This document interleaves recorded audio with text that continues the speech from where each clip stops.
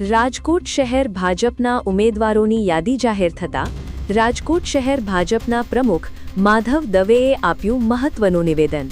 લોકશાહીનું પર્વ જ્યારે ગુજરાતમાં ઉજવાઈ રહ્યું છે ત્યારે ભારતીય જનતા પાર્ટી પણ તમામ રીતે તૈયારી કરી અને મેદાનમાં ઉતરી છે। ત્યારે આજે અમારા શીર્ષસ્થ નેતૃત્વએ પાર્લામેન્ટરી બોર્ડે રાજકોટ મહાનગરની 18 વોર્ડની 72 કોર્પોરેટરની યાદી જે ચૂંટણી લડવાના છે એ યાદી આજે જાહેર કરી છે અને હમણાં જ અમારી પાસે યાદી આવી છે।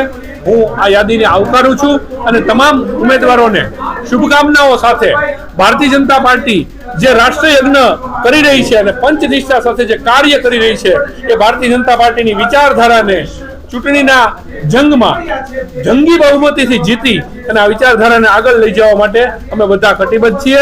ભારતીય જનતા પાર્ટી પૂર્ણ રીતે આ ચૂંટણી માટે તૈયાર છે।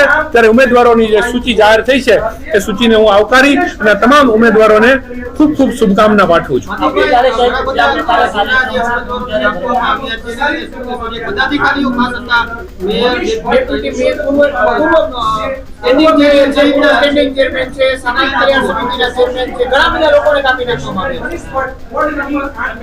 ભારતીય જનતા પાર્ટી જ્યારે આ ચેન્જ કરવા બેસતી હોય છે ત્યારે અમારું શીર્ષસ્થ નેતૃત્વ નવા લોકોને તક મળે અને અનેક નવા અમારા કાર્યકર્તાઓ જે ઘડતર કરીને આગળ આવી રહ્યા છે એ તમામનો પણ સમાવેશ થાય એ રીતે અમે કાર્ય કરતા હોઈએ છીએ અને અમારું નેતૃત્વ નિરંતર પરિવર્તનની પ્રક્રિયા દ્વારા અનેક નવા કાર્યકર્તાઓને અનેક રીતે નવી જવાબદારીઓ મળે। અમારે ત્યાં પદ એક જવાબદારી હોય છે, અમે જવાબદારી કહીએ છીએ, પદને અમે મહત્વ નથી આપતા।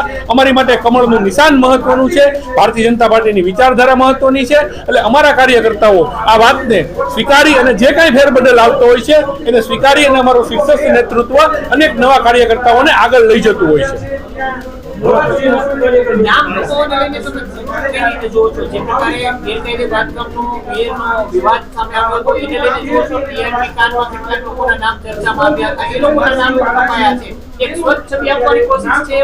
ભારતીય જનતા પાર્ટી હંમેશા સ્વચ્છ છબી સાથે જ કામ કરતી રહી છે અને ભવિષ્યમાં પણ કામ કરતી રહેશે, પણ આ કોઈ કારણો આમાં લાગુ એટલે નથી પડતા। હું માનું છું કે અમારું શીર્ષસ્થ નેતૃત્વ સારા કાર્યકર્તાઓને અન્ય જવાબદારીમાં પણ લેતી હોય છે। ત્યારે આ જવાબદારીનો એક ભાગ પૂર્ણ થયો હોય આમાં અનેક નવા કાર્યકર્તાઓને તક આપી અને જે અમારા ઘડાયેલા કસાયેલા કાર્યકર્તાઓ છે એનો અન્ય જગ્યાએ ક્યાંય પણ પાર્ટી એની રીતે ઉપયોગ કરશે। બીજો કોઈ મુદ્દો આમાં રહેતો નથી। 5 વર્ષ સુધી વિરોધ કર્યો હતો એના કારણે ટિકિટ કપાણી છે। ચિમનભાઈ શુક્લ પાર્ટીના સ્થાપકો પૈકીના એક છે, એવી કોઈ જ વાત નથી।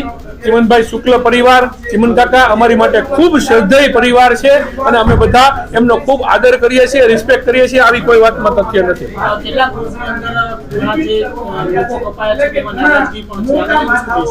હોય છે એટલે હું એવું માનું છું કે આવી કોઈ ઘટના નહીં।